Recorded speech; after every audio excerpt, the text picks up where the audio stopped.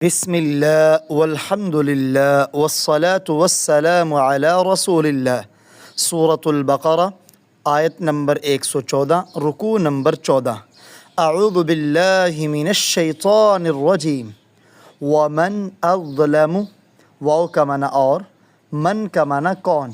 جیسے انگلش میں ہم ہو کا لفظ استعمال کرتے ہیں، ایسے ہی عربی میں ہو یہ من ہے۔ اظلم بڑا ظالم ہے۔ الظلم عربی میں اسے اسم تفضیل کہتے ہیں، جس کے اندر معنی دوسرے کی بنسبت زیادہ پایا جاتا ہے، اور انگلش میں اسے سپرلیٹو ڈگری کہا جاتا ہے۔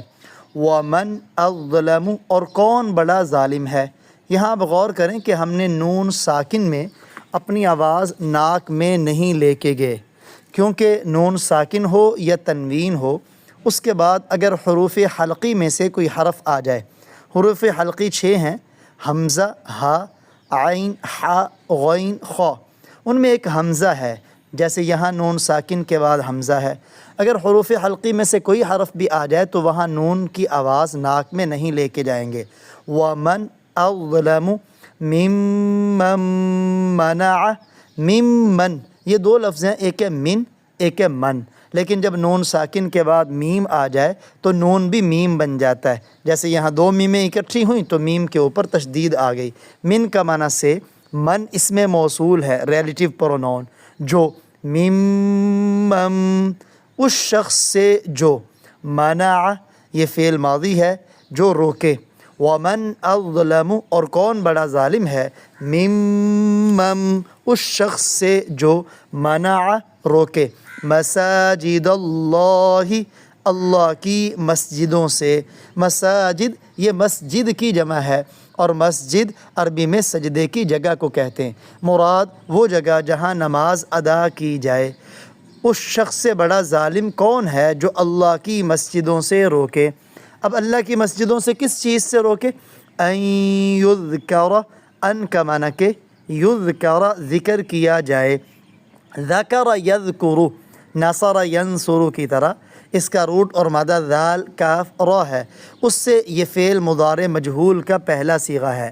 ان یذکر کہ ذکر کیا جائے، فیہا اس میں، فی حرف جار ہے جسے انگلش میں پریپوزیشن کہتے ہیں، اس کا معنی ہے میں۔ ہا اٹیچ پرونون ہے مؤنث کی ضمیر، اس، یہاں اس سے مراد ہے مسجدیں، کہ ان مسجدوں میں اللہ کا نام ذکر کیا جا گیا ہے۔ اسمہ، اسم عربی میں نام کو کہتے ہیں، ہو کا معنی اس کا یعنی اللہ کا۔ ان یذکر کہ ذکر کیا جائے، فیہا ان مسجدوں میں، اسمہ اس کا نام یعنی اللہ کا نام۔ ومن اظلم، اور کون بڑا ظالم ہے، ممن منع اس شخص سے جو روکے، مساجد اللہ اللہ کی مسجدوں سے، ان یذکر کہ ذکر کیا جائے، فیہا اسمہ ان میں اللہ کا نام، اس کا نام۔ وسعی فی خرابہا، واو کا معنی اور، سعی یہ ورب ہے، اور ورب میں خاص ورب جسے ہم ناقص کہتے ہیں۔ ناقص وہ فعل ہے جس کے آخر میں کمزور حرف ہو۔ اس کے آخر میں کمزور حرف یا تھا، جس نے یہاں الف کی شکل اختیار کی ہے، اور الف کو الف کھڑی زبر کی شکل میں بھی لکھا جاتا ہے، جیسے یہاں وسعی، اور اس نے کوشش کی، سعی سے ہے سین عین یا، سعی کرنا، کوشش کرنا، اور اس نے کوشش کی، فی خرابہا اس کی ویرانی میں، فی کا معنی میں، خراب کہتے ہیں ویران کرنا، اجاڑنا، ہا اٹیچ پرونون ہے، اور اس نے ان مساجد کو ویران کرنے کی کوشش کی۔ اب یہ مسجد سے روکنے والا کون ہے؟ جب تحویل قبلہ کا حکم آیا، یعنی بیت المقدس کو چھوڑ کر بیت اللہ کی طرف نماز میں منہ کرنے کا حکم آیا، تو یہودیوں نے قبلے کا حکم بدلنے کے وقت طرح طرح کے اعتراض کر کے لوگوں کے دلوں میں شبہات پیدا کیے۔ ظاہری بات ہے، دلوں میں شبہ پیدا ہونا یہ نبی صلی اللہ علیہ وسلم کی رسالت سے انکار کا سبب ہے، اور آپ کی رسالت سے انکار یہ نماز سے دور ہونے کا سبب ہے، اور نماز سے دوری یہ مسجد کو ویران کرنے کا سبب ہے۔ تو یہودیوں نے تو اس طرح مسجد کو ویران کرنے کی کوشش کی، عیسائیوں نے اس طرح کہ عیسائیوں نے یعنی یہودیوں نے جب یحییٰ علیہ السلام کو قتل کیا تو اس کے بعد روم کے عیسائیوں نے ایک مجوسی بادشاہ کے ساتھ مل کر ملک شام پر حملہ کیا، جس میں تورات کے نسخے بھی جلائے گئے اور بیت المقدس میں خنزیر اور نجاست کو ڈالا گیا اور مسجد کو ویران کیا گیا۔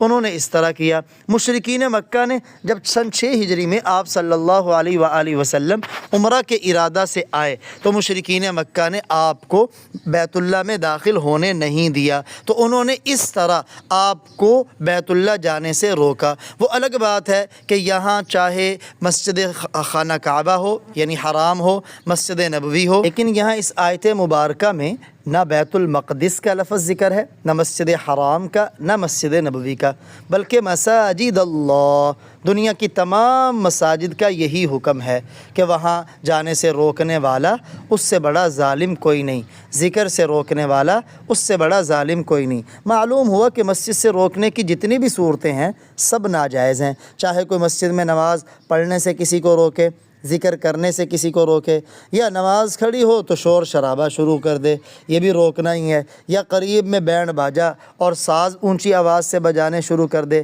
یہ بھی مسجد سے روکنا ہے۔ اور مسجد کی ویرانی میں جہاں مسجد کو گرانا مسجد کی ویرانی ہے، ایسے ہی نمازیوں کو پریشانی اور تکلیف پہنچانا بھی مسجد کی ویرانی ہے۔ وَمَنْ أَظْلَمُ، اور کون بڑا ظالم ہے، مِمَّن مَنَعَ، اس شخص سے جو روکے، مساجد اللہ، اللہ کی مسجدوں سے، ان یذکر فیہا اسمہ، اس بات سے کہ ذکر کیا جائے ان مساجد میں اس کا نام، وسعی، اور اس نے کوشش کی، فی خرابہا، اس کی ویرانی میں، اسے یعنی مسجد کو اجاڑنے میں، اولئک، یہ لوگ، اولئک یہ اسم اشارہ ہے اور اس میں جمع ہے، اگرچہ دور کے لیے آتا ہے لیکن اس کے ترجمے میں وہ کا ترجمہ بھی کر سکتے اور یہ کا، اولئک یہ لوگ، ما کان لہم، ما کا معنی نہیں، کانا تھا، لہم لام کا معنی لیے، ہم کا معنی ان، یہ لوگ نہیں تھا ان کے لیے، ان یدخلوها، ان کا معنی کہ، یدخلو، یہ اصل میں یدخلون تھا، فعل مضارع جمع مذکر غائب، لیکن ان کی وجہ سے نون ختم ہو گیا، کہ داخل ہوں وہ، ہاں اس میں یعنی ان مساجد میں، نہیں تھا ان لوگوں کے لیے کہ ان مسجدوں میں داخل ہوتے، الا مگر، خائفین ڈرتے ہوئے۔ دیکھیں خاف یا خاف یہ بھی اجوف ہے، اجوف اس ورب کو کہتے ہیں جس کے درمیان میں کوئی کمزور حرف ہو، اسی سے اسم فاعل ہے۔ اجوف میں جب اسم فاعل آتا ہے تو واو کی جگہ پر حمزہ آ جاتا ہے، خائفن، یہ اس سے جمع ہے۔ جمع بنانے کا طریقہ بھی ہم عربی کے لیول 1 میں پڑھ چکے، آخر میں واو نون یا یا نون، یہاں یا نون لگا ہوا ہے۔ اولئک یہ لوگ، ما کان لہم نہیں تھا ان کے لیے، ان یدخلوها کہ یہ داخل ہوتے ان مسجدوں میں، الا مگر، خائفین ڈرتے ہوئے، یعنی ان کو مسجد میں ڈرتے ہوئے خشوع و خضوع سے داخل ہونا چاہیے تھا۔ اب یہ ایسے داخل نہیں ہوئے تو ان کو سزا کیا ملے گی؟ لہم فی الدنیا، لہم ان کے لیے، فی کا معنی میں، دنیا کا معنی دنیا، ان کے لیے دنیا میں، خزیٌ رسوائی ہے، خاء یا رسوائی کے اوپر آتا ہے، وَلَهُمْ اور ان کے لیے، فی الآخرۃ آخرت میں، عذاب عظیم، عذاب کا معنی عذاب، عظیم کا معنی بڑا، دنیا میں ان کے لیے رسوائی ہے اور آخرت میں ان کے لیے بڑا عذاب ہے۔ آیت نمبر 115، وَلِلَّهِ الْمَشْرِقُ وَالْمَغْرِبُ، واو کا معنی اور، للہ لام کا معنی لیے، اللہ اللہ، اور اللہ کے لیے ہے، المشرق مشرق یعنی سورج طلوع ہونے کی جگہ، والمغرب اور مغرب یعنی سورج غروب ہونے کی جگہ، اور اللہ ہی کے لیے ہے مشرق اور مغرب۔ فَأَيْنَمَا، فا کا معنی پس بھی کر سکتے ہیں آپ، چنانچہ بھی، سو بھی، تو بھی، لہٰذا بھی، پس یا سو، اینما جس طرف، تولو، یہ ولا یولی باب تفعیل سے جمع مذکر مخاطب ہے، اصل ہے تولون، لیکن نون یہاں ختم ہوا ہے جزم کی وجہ سے۔ اس کا روٹ اور مادہ ہے واو لام یا، اور ایسے ورب کو جس میں 2 کمزور حرف ہوں عربی میں لفیف کہتے ہیں۔ اگر وہ 2 کمزور حرف ایک ہی جگہ ہو یعنی درمیان میں فاصلہ نہ ہو تو لفیف مقرون، اور اگر درمیان میں فاصلہ ہو تو لفیف مفروق. تو یہ لفیف مفروق ہے کیونکہ واو اور یا کے درمیان لام کا فاصلہ ہے. تولو کا معنی ہوتا ہے منہ موڑنا. فَأَيْنَمَا پس جس طرف تولو تم منہ کرو. فَثَمَّ وَجْهُ اللَّهِ فا کا معنی پس یا تو. ثم عربی میں یہ بھی اسم اشارہ ہے. تو ثم اس طرف وہاں. وجہ اللہ اللہ کا چہرہ ہے یعنی اللہ کا سامنا ہے. جس طرف بھی تم منہ کر لو اسی طرف تم اللہ کو پاؤ گے. بتا یہ دیا کہ مسلمان خواہ بیت المقدس کی طرف منہ کریں یا بیت اللہ کی طرف منہ کریں، اللہ کی ذات ہر جگہ موجود ہے. تو یہ اعتراض کرنا کہ پہلے اس طرف کیوں تھا اب اس طرف کیوں ہے، یہ اعتراض بالکل لچر قسم کا اعتراض ہے. اللہ کسی جہت کے ساتھ خاص نہیں ہے کہ دوسری طرف منہ کرنے پر اعتراض ہو. وہ تو ہر جگہ کا احاطہ کیے ہوئے ہے جیسے اللہ کی شان کے لائق ہے. اب اللہ تعالیٰ جس طرف حکم کر دیں کہ اس طرف منہ کر کے عمل کرو اسی طرف منہ کر کے عمل کرنا عبادت ہے. کیونکہ عمل کی دو ہی صورتیں ہیں، یا تو یہ ہے کہ سب کو آزادی دے دی جائے کہ اللہ ہر جگہ ہے تم جس طرف مرضی منہ کر لو، اس طرح تو سب میں افتراق اور بکھرنا پایا جائے گا. اور جب ایک جہت کو متعین کیا جائے گا تو یہ نظم و ضبط بھی ہے، اتفاق و اتحاد بھی ہے، اور اس میں اور بھی اللہ کی بڑی حکمتیں اور مصلحتیں ہیں. وَلِلَّهِ الْمَشْرِقُ اور اللہ ہی کے لیے ہے مشرق، وَالْمَغْرِبُ اور مغرب. فَأَيْنَمَا پس جس طرف تولو تم منہ کرو، فَثَمَّ وَجْهُ اللَّهِ تو اس طرف اللہ کا سامنا ہے، اللہ کا چہرہ ہے.